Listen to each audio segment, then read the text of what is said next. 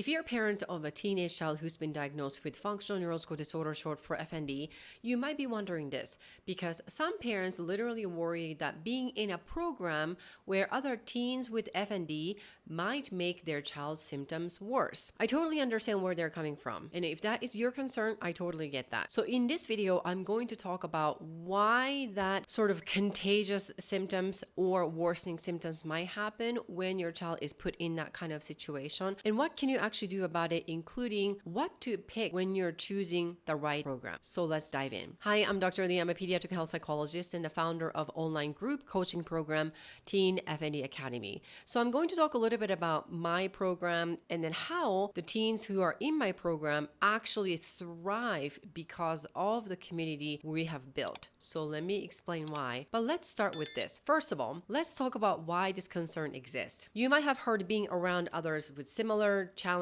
like FND particularly can lead to this thing called symptom contagion. So like the symptoms are becoming super contagious, and then now your child is also having these symptoms or having new symptoms that they haven't had. So that means the symptoms can sometimes spread like a contagious virus or worsen when teens focus on them in that wrong environment. And this can definitely happen in most commonly unstructured support groups or programs with or without the aligned goal that you might be having. And scientifically, it is true. So let me explain. But specifically, let's talk about neuroscience today. There is this thing called mirror neurons. Mirror neurons, we all have that. You and I, everyone else on the planet, we all have that. So what are they? Mirror neurons are literally specialized brain cells that fire both when we take some sort of action and when we see other people take certain actions. So this is a type of cells in the brain that are thought to be super important for understanding and imitating other behaviors. So let me give you a specific example. During the COVID pandemic, once upon a time, we had that. Everyone was on TikTok. We may or may not have access to TikTok here in the US, but bear with me. And there is this phenomenon called TikTok tics. And that happened again during the pandemic, where a bunch of people videotaping their complex tics and Tourette's like symptoms, whether that was actually happening or not. But when they posted those videos, other teens who saw that video started showing the same or very similar symptoms out of blue. So the neurologists and the pediatricians and the families all freaked out. It's like, what the heck is going on? My child was totally fine until one day, boom, there's this all kinds of complex tics and Tourette's like symptoms happening, and we don't understand. Therefore, the name TikTok tics came out. And that's why sometimes with FND, the research actually shows the individuals with FND have more sensitive, aka more activated mirror neurons in their brain. We don't think they're born with it. However, over time, their brain started to build a strong connection and very much greased mirror neuron actions.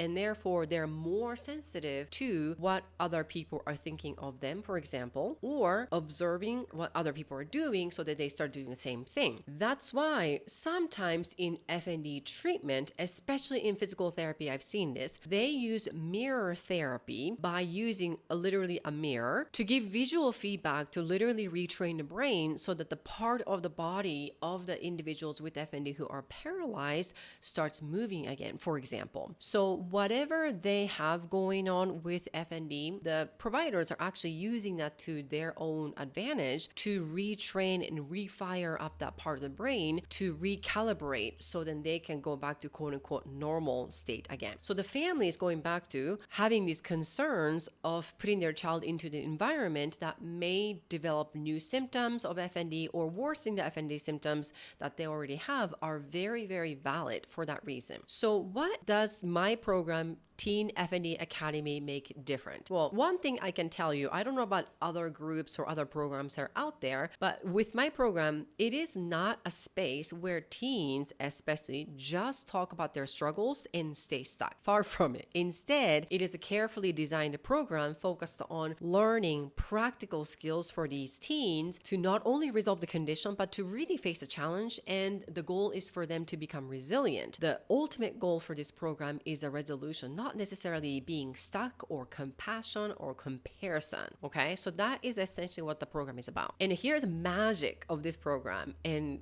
really, this is something that I'm very, very proud of these teens who are in the program. Teens actually help each other heal. I've seen it one too many times. So I am 100% convinced that this works. Instead of focusing on what's wrong, this is what they do. They focus on what they can do to get better. So they're a lot more action oriented and then solution oriented. And in our group coaching calls, teens literally share their wins to begin with and talk about what is working for them and cheer each other on when things get tough. So we're not even like pretending everything is great. Oh yeah, we talk about what tough things are. Maybe someone is having a tough day, but we always end with, then what are we doing about it? So it goes back to the action-oriented practical skills and strategies they're learning in my program. For example, more to it, one teen came into the program feeling really, really nervous about her symptoms. Kind of like other families who are worried about, what if my child gets worse with FND symptoms in a group coaching situation or environment? So she thought being around other teens with FND, just like anyone else, would overwhelm her. However, just after a few calls, she started sharing her progress, asking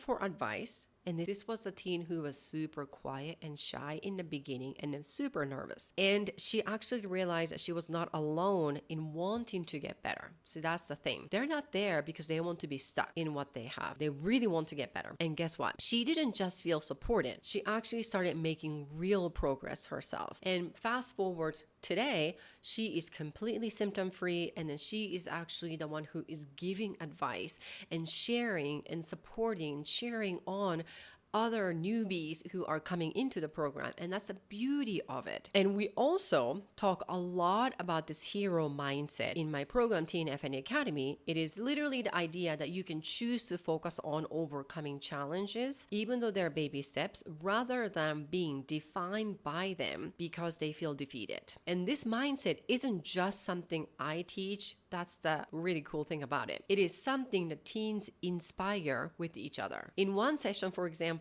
a teen shared how they were using these pacing strategies to attend school again. And another teen heard this and then said, oh, if she can do that, maybe I can do that too. Then the next week in that coaching program, literally the teen B shared, well, actually you said that this worked, the pacing strategy, and that's why I did the same thing. And it was so surprising and so easy, but it actually worked out. So that is the power of being in a group that is focused on healing and thriving instead of being stuck. So going back to the original question, will being around other teens with FND make symptoms worse? Well, I don't know about other programs or other environment, but definitely what I can say is not in my program, Teen FND Academy. Teens don't just find this community, they find strength, inspiration, and the skills to overcome FND. So if you are ready 100%, and then your teen is about 60-70% to really thrive rather than just surviving and barely getting by, then I would love for you to apply for the program. You might be a good fit. Click the link below and schedule a call to talk to me, because I really want to help your family get back to living the life you really deserve and then some, because the sky's the limit when it comes to your child. Well, thank you so much for watching this video, and I will see you in the next video.